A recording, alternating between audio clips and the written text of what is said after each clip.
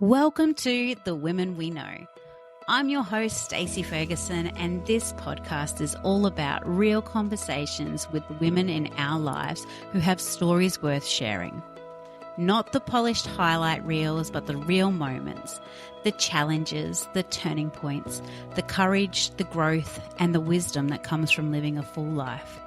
My hope is that somewhere in these conversations, you'll hear something that reminds you that you're not alone and that the women around us are far more extraordinary than we sometimes realise. So wherever you are listening from, settle in, because these are the stories of the women we know.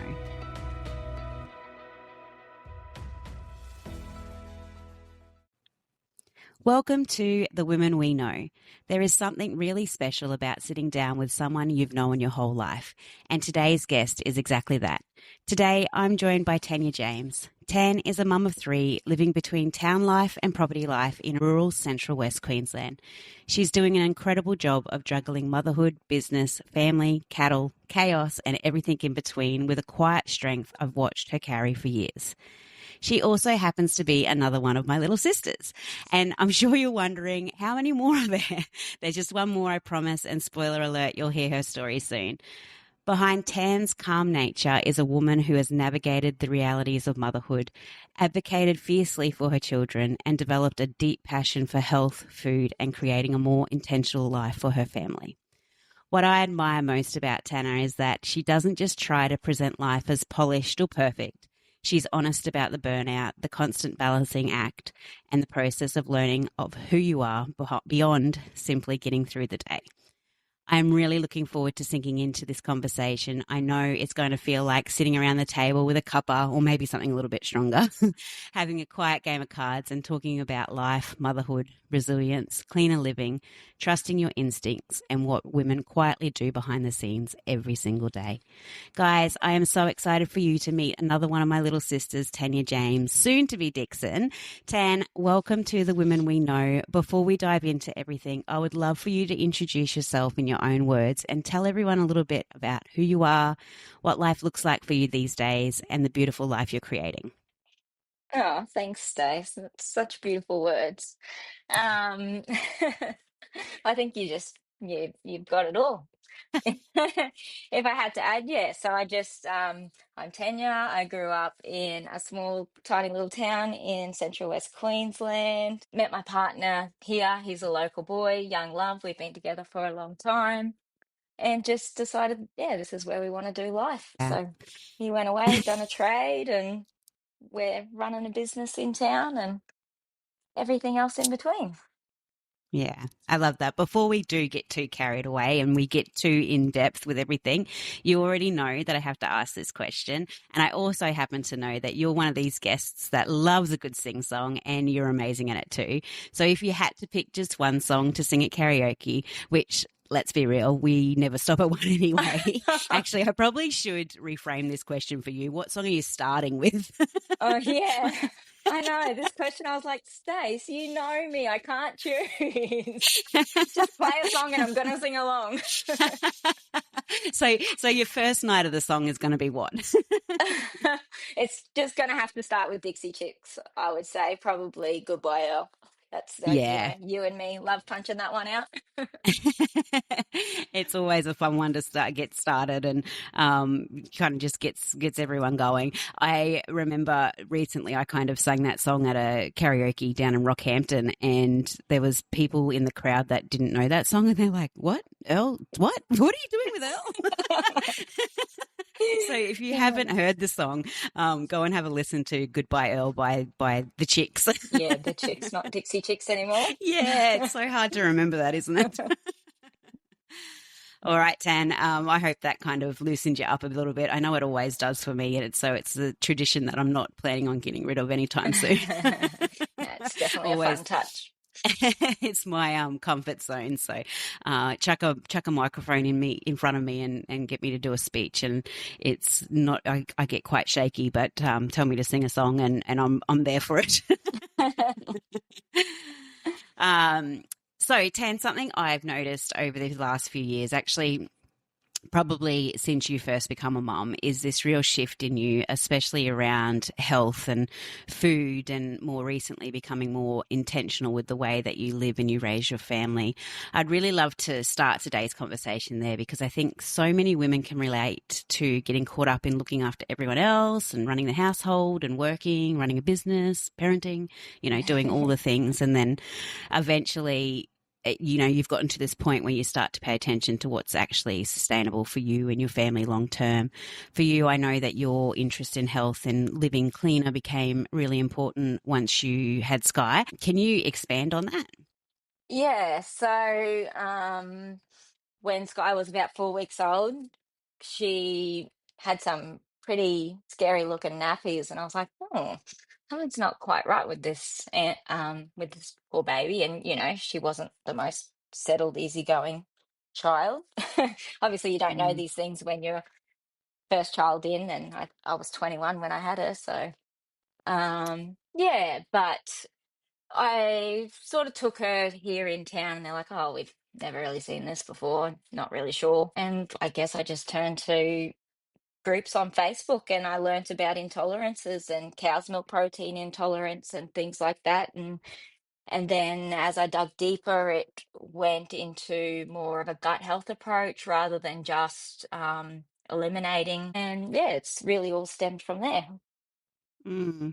It's quite incredible how often motherhood becomes the doorway into all of this for women. You kind of just go from feeding yourself and just knowing your own body, and then you introduce a partner, and then you kind of you're just putting dinner on the table, and then suddenly you have kids and something's going on with them, and you start reading labels, or you question ingredients, or you're trying to understand what's going on with this child, and you kind of um, you kind of have to lean in and learn how to trust yourself and your instincts and your beliefs. Do you think that having to advocate for your kids has changed your confidence as a mum? Like, especially when you didn't always feel supported. Like you said, you kind of went into the doctors in town and they kind of couldn't give you any answers, so you kind of jumped online to get the answers. Yeah, so do you think that has helped with your confidence as a mum and being able to learn to trust your instincts? Yeah, I'd say so, definitely. You do get to know your kids sort of more than you even think you do at the time. Like you second guess and then you make a decision, and at the end of the day, you're like, I don't even know why I. You look back on that situation that happened, like, why did I second guess? I knew what was going on, Yeah. but yeah, it definitely does. And third child on now, and you're like, I knew they all went through the same thing with their intolerances at varying levels. Yeah, I mean, third child, you're still second guessing and wondering what's the best way to help them, but you just do your best in the time. And Yeah. Yeah. yeah, And Tan, you've also gone through your own health journey personally too, and I know that there was a point where you recently got told that surgery was basically the next step. But instead of just immediately accepting that, again, you got really curious, and you kind of looked into whether there was other ways that could support your body first. And I think that says so much about who you are, because I can tell that you really like to understand the why behind things and explore what's possible, and not just you don't just take the first answer that's given to you. You always want to dig a little bit deeper and find out better ways that you can approach things. Can you talk a little bit into that season and kind of what led you down to that path, instead of just saying, all right, well, let's go have surgery, that's what the doctor said? yeah. So I guess ever since 2016 I had scars. So it's been a long time now that I have been looking into more natural alternatives to things, and that's where it stems from. Is that well, if there's something in our body, I believe it's there for a reason, like your gallbladder. So this is my issue.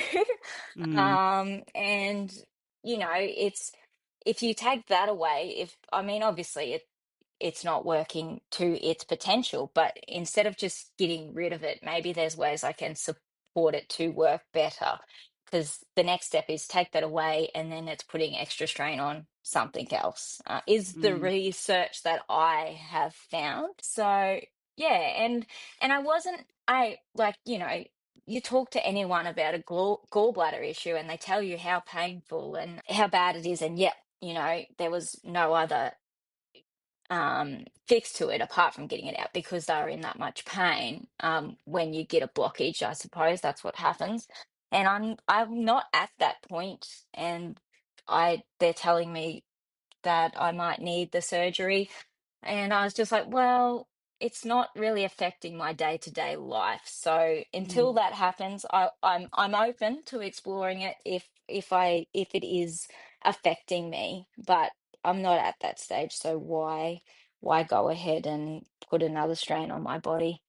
And why not try and stop it before it gets to that stage, or even slow it Yeah. down? Even Ten, what have you learnt through your research going down this path? You talk about kind of wanting to slow it down and all of that. I would love to know what you've learned and what works for you. But guys, just keep in mind that none of this is advice. Tan's just kind of talking about what works for her and what she's found. Always consult a medical professional. I just kind of had to chuck that disclaimer in there just in case. None of us are doctors here, so just wanted to put that in there before Definitely. Tan's kind of says what works for her and what doesn't, because what works for her might not work for you. And it's always important to make sure that you speak to a medical professional first. Yes, certainly. Definitely not a medical professional here, just someone interested in health. So I've sort of learnt that the main support for your gallbladder is your liver. So you have to first and foremost support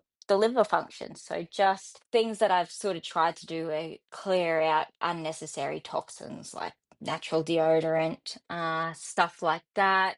Eating less processed, less things that your liver has to sort through and cleanse out, a lower carbohydrates and sugar, just that Mm, sort of thing seems to help. Like I did go and I had a follow-up scan.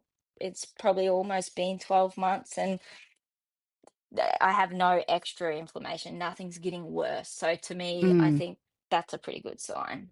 Yeah, yeah, definitely. Because well, from what I know of gallstones, is that it gradually gets worse if you kind of don't do anything about it, and you continue to do the same things that kind of have caused the gallstones in the first place. So if they're not growing or multiplying, then there's a good chance that what you're doing is working. So I think that's really incredible that you have I was going to say the patience, but not the patience, not the right word. The interest in going down there, and you really want to look into how you can uh, choose alternative ways, and not that you're against medical intervention or anything like that, but just having different options out there. And I feel like that's becoming quite a theme in in this season podcast is kind of is just having that alternate option, Yeah, and I think definitely. 10, yeah, I think the silver lining in all of this is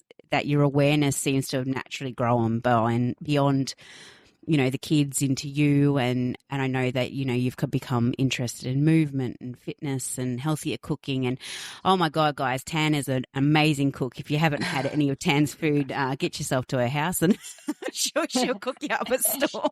Definitely open You're door policy here.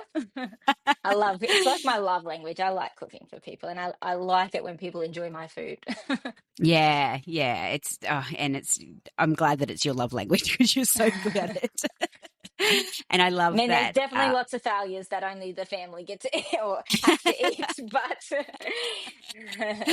they're the little test kitchen, and then everyone else gets all the stuff that's trialed and true and being gobbled up.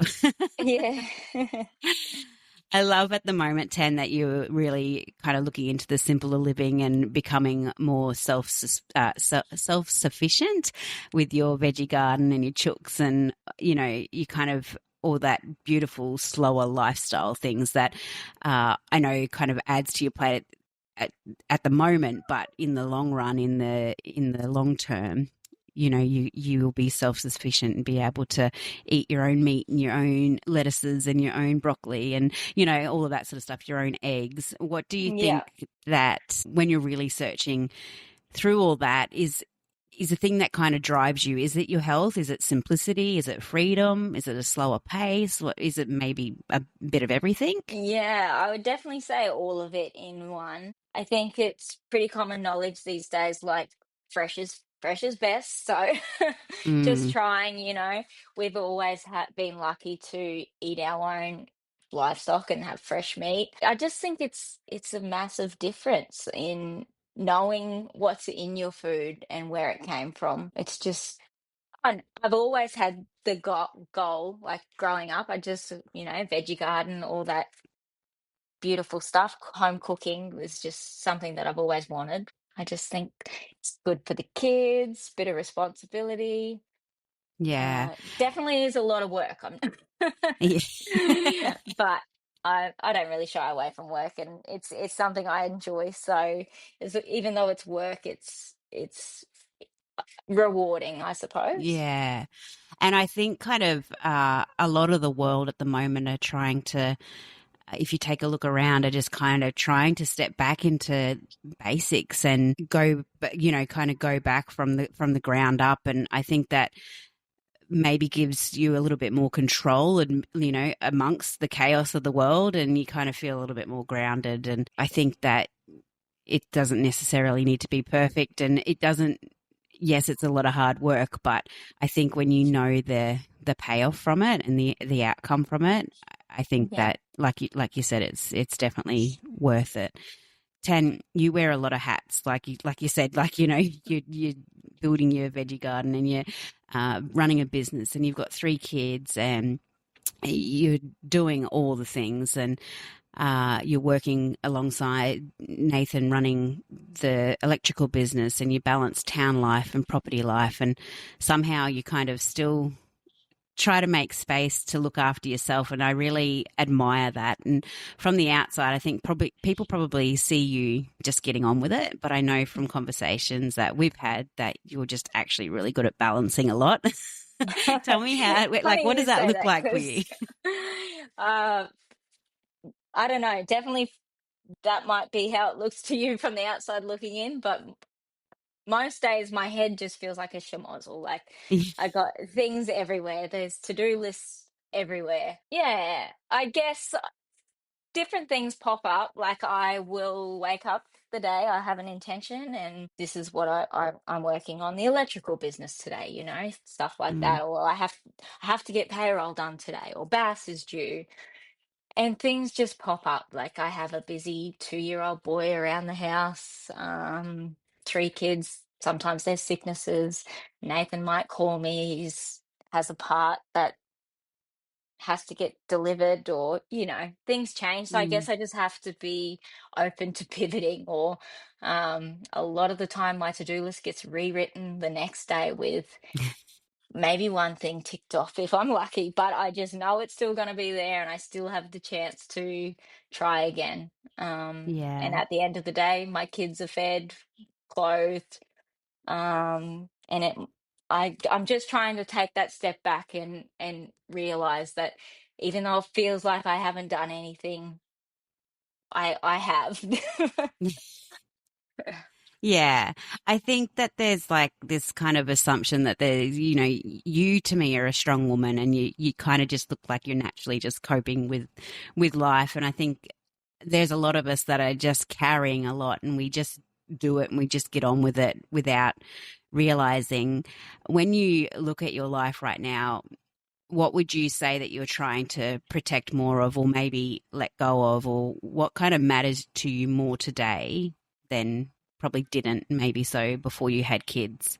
Yeah, I'm definitely like less about the what's in the bank account and the next big purchase and all that sort of stuff, and more about being a bit more present at home at the Mm, moment. Like especially, so the 2 girls, I worked elsewhere for someone else when they were babies. So um like I had my certain days of work and my certain days at home, and I could distribute my time a lot more easier. Whereas mm, having Ned and coming home with this newborn and knowing that it's us, like, to make the money, it's on me, it's on Nathan. Like it was just a lot of pressure, and I was just like, you know what?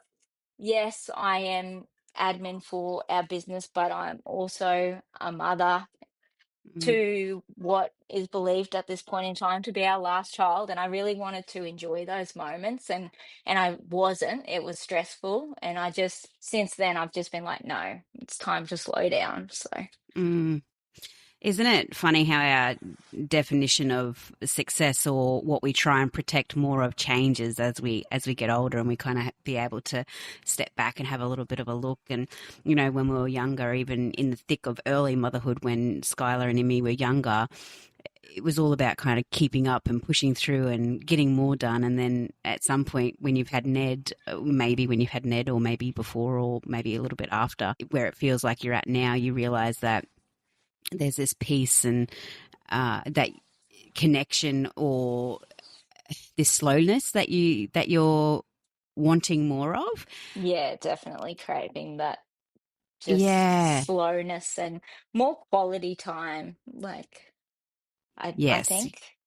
And I love that our view can change on that so much. I'm not saying either is right or wrong, but what our view on it can change so much over the Yeah. years. Like, isn't that the And goal, to work for yourself so that you can dictate your own time? yeah, I mean, I that's mean, sort of where I've landed, I think. so you're the creator of your own days, and when you work for yourself, you are able to do that. You don't have to. What do they say? You don't have to work for the man. You know, you are you are the man. Yeah.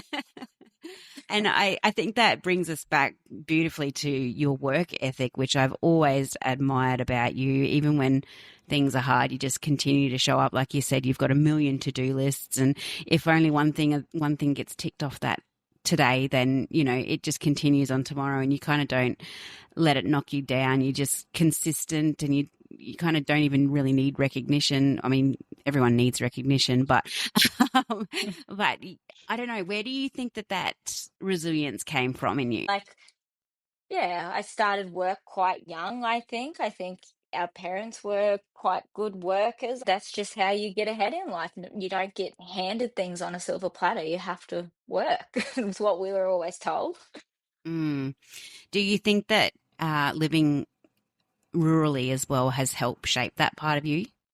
Yeah, definitely. Like, it's a whole different hands-on experience out here, I think. Mm.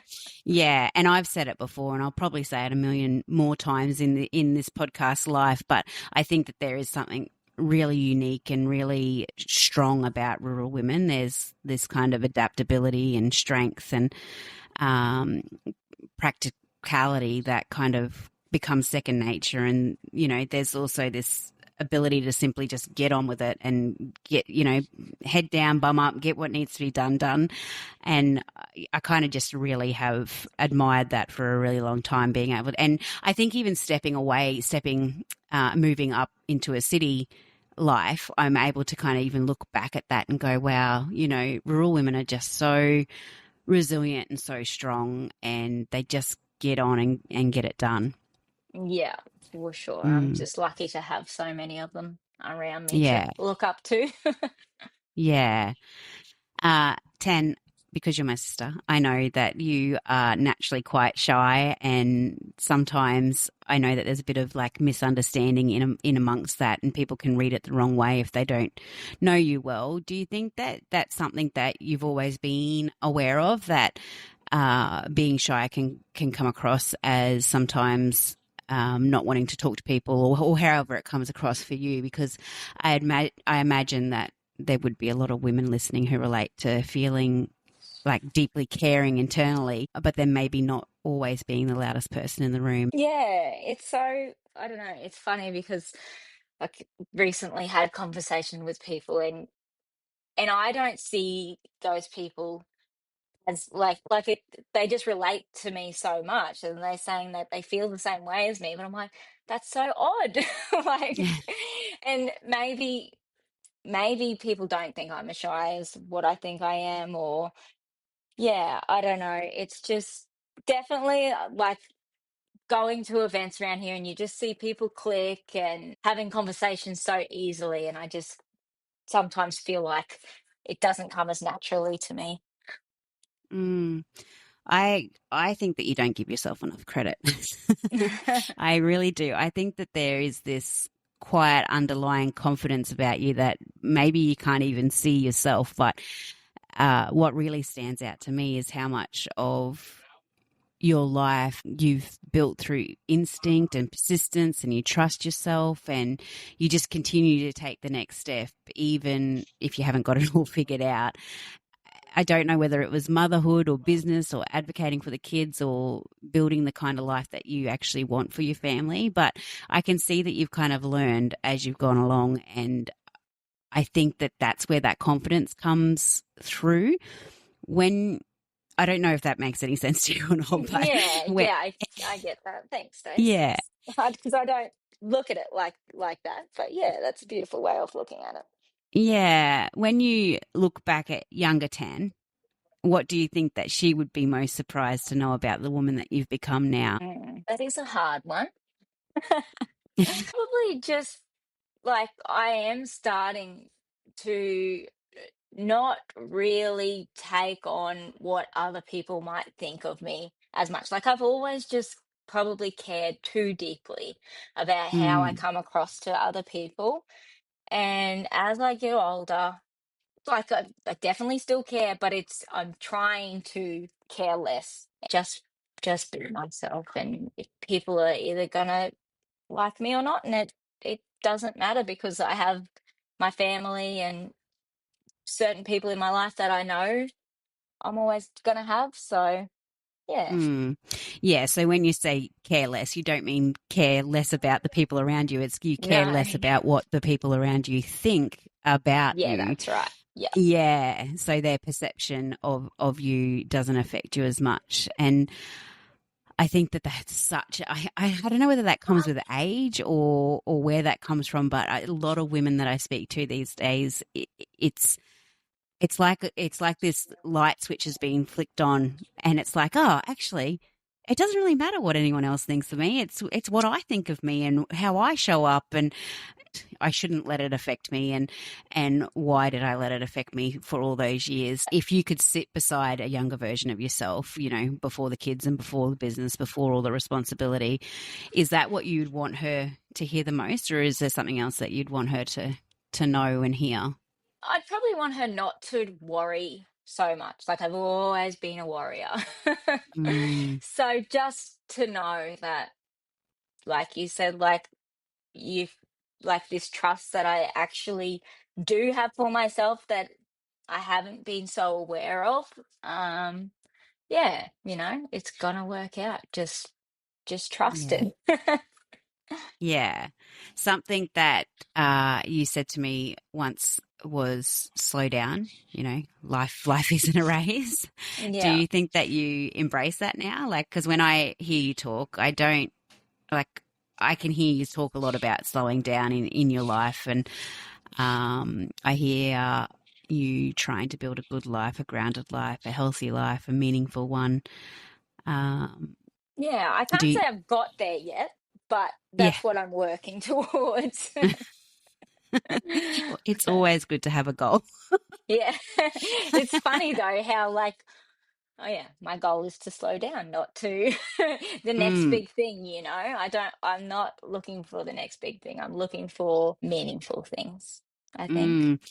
Yeah, and I think that that takes us back to that moment earlier on where we were like, you know, talking about that whole slowing down and being able to change that, you know, from when we were younger to, like you said, chasing the next big thing and when's the next check coming in and what can I buy next and all of that. And now it's just like this calm of I actually just want to slow down and enjoy this part of my life. And I think that that's a really powerful place to be because I know that even myself, I got to, you know, my son being in grade 7 and I was like, holy shit, I've kind of like missed out on his childhood because I've been going. Yeah. And it took me to get to that point and go, I need to slow down. Like, I need to enjoy this because our kids are only little for a little while and then we blink and they're, you know, they're growing up so fast. Yeah, for sure. It's like, yeah, my oldest is 10 now and it's just, yeah, it's gone. You're like, where have the years gone? Let's just try and slow them down a bit and be there and create more memories. Yeah. Uh, Tan, I wanted to touch on briefly, I'm going a little bit backwards and forwards, but I just was thinking about when you were talking earlier about your gallstone and all of that sort of stuff. You started a Instagram page about healthier living, and I want to kind of dig into that moment where you're kind of like, oh, this would be really good to share my journey. What do you Yeah. think kind of in your head, what do you think kind of inspired that? Um, just just to sort of, yeah, inspire people to challenge the norm. Like, you know, there are other ways of helping yourself. There's other ways of eating. I used it a lot for my own discipline. You know how when you work out with someone, you need a buddy to show up with, that sort of Mm, thing. yeah.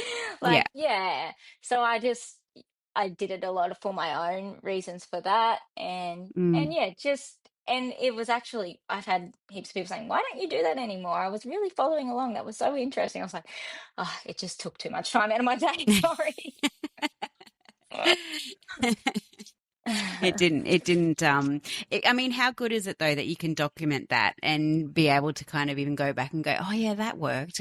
I know I've tried a lot of things in my life and then I kind of think, oh, what was I doing when, when this was going right in my Yeah. life? And how nice is it to kind of look back at that and go, oh yeah, this is what I was doing. And oh, I forgot about that recipe that was so delicious that the whole family loved. Yeah. I do definitely want to get back on and do a bit more of it again. Yeah. Yeah. Yeah, I think you were really good at it, and I think that, like you say, food and cooking food is your love language, and I think that being able to document that and share that with the world kind of just come across really authentically, and it was just like your journey. And I'm not saying put another thing on your plate, because please don't, if it doesn't.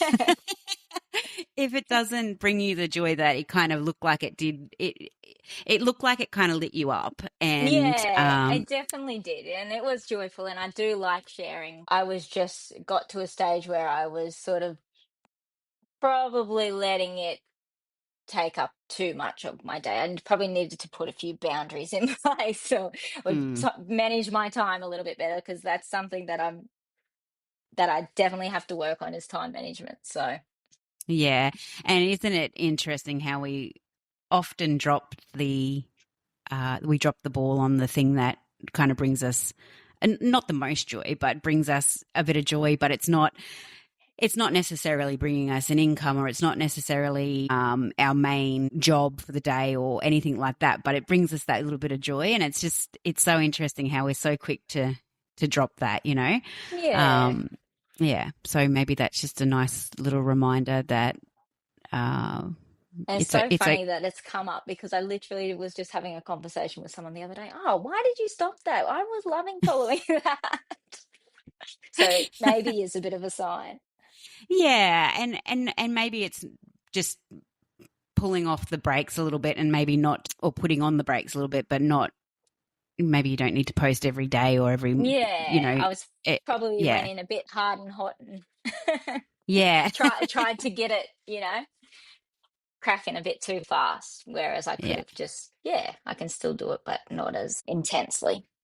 yeah. It definitely was it was nice to follow along and go, oh, maybe I could try that, or maybe that's something that would work for my family, or that looks like a recipe that my family would love. So, and like I said, you're an amazing cook, and you're great at experimenting in the kitchen, which I absolutely love, because I know that especially gluten, dairy free things, sometimes, still in this world, people roll their eyes at it and go, oh, yuck. Whereas you have this ability to just make anything, you wouldn't even know that you're eating gluten and dairy free, because you just have, we've had Chinese at your place, and we've had cakes, and, so many different things that you don't even know.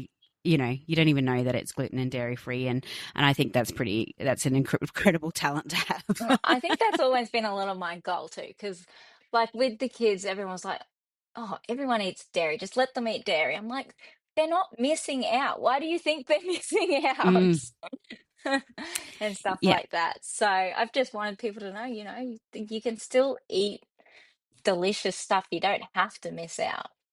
Because I Mm, love food.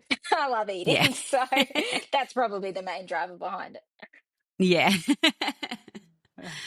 it. 10, before we finish up today, I think that it's so important to acknowledge the women around us because none of us are doing this alone. And there's always someone out there who will resonate with your story. Like we just touched on with the Instagram, there was people that were following along that you didn't even know were Yeah. so into it. So I think no matter what your story is and wherever it starts or wherever it ends, I think we're all just out there doing incredible things. And I really believe that deserves to be celebrated. So, Tan, who is a woman that you believe deserves to be seen, celebrated, or heard? Oh, Stace, I'm so lucky to have so many of them around me and with my three older sisters and all doing amazing things and other family in my life. And I think probably at this stage where I am at the moment, there's three beautiful ladies that are really helping to get me through. We have a chat together and our kids are sort of in the same things at school and stuff like that. So Mm. like Alison Woods and Megan Colton and Karen Gelch, they're just rural women that are getting on with their lives. They work so hard and their family is so important to them. And to me, that's very inspiring. Mm. Yeah, I love that. And I am lucky to know those three beautiful women as well. So I think that, yeah, you are so right. They definitely deserve to be seen and celebrated. And I think that it's so lovely that you can build those friendships and have all those things that you can kind of have someone to help you through. And one week you might be going through this, and the next the other ladies going through something, and you're just there to support each other. And I just think it's so important to have those groups of girlfriends, Yeah. or even just one girlfriend in your life that you can unload to, Yeah. And because just even just sharing that. like the same sort of times in our lives, kids the same ages, things like that, where yous are going through the same things. And I mean, Mm. everyone has had their own individual struggles, and yeah, and they just continue to get on with it. Yeah. Yeah. Like we said before, rural women just know how to do that too, don't they? It's just, but when you've got that support in your pocket, it's just that extra level of greatness. Yeah, it just makes it a bit easier. Yeah. Tan, this has honestly just felt like a beautiful chat with you. Like I've just picked up the phone and we're just catching up. Yeah. And I hope you feel that too. And I think that so many women listening today are going to hear parts of themselves in your story and the way that you speak about motherhood and your health and learning how to trust your instincts and simply just trying to build a better life for yourself and for your family without pretending to have it all perfectly together, even though from the Yeah. outside looking in, it looks like you're doing a really amazing job at balancing it all. So I love that rawness and that truth that you told there. And I love that you're genuinely someone that just keeps showing up and you keep learning to better yourself and you keep caring deeply for the people around you and especially your family, and you just keep trying to live a little bit more intentionally as life goes on. And I think even at your age, to be able to kind of step back and go, let's just slow things down a little bit is something that you should be really proud of. And as your sister, I can honestly say that I am really proud of the woman that you are. So thank you, Tan, for being here, and thank you for being open, and thank you for sharing your heart with us today. No, thanks, Stace, for having me and making me feel so special. You are so welcome anytime. And that's a wrap on today's conversation with one of the women we know. If something in today's episode resonated with you, I'd love if you shared it with a woman in your life who might love it too. And don't forget to follow along so you never miss a conversation.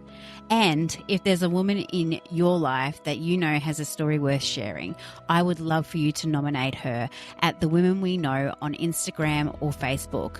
Or shoot me an email at thewomenweknowpodcast@gmail.com. There's a dot in between each of the words, the.women.we. no.podcast@gmail.com. Thank you for listening and being part of this community that celebrates her story, her resilience, her honesty, her triumph, her challenges, her life. We celebrate her.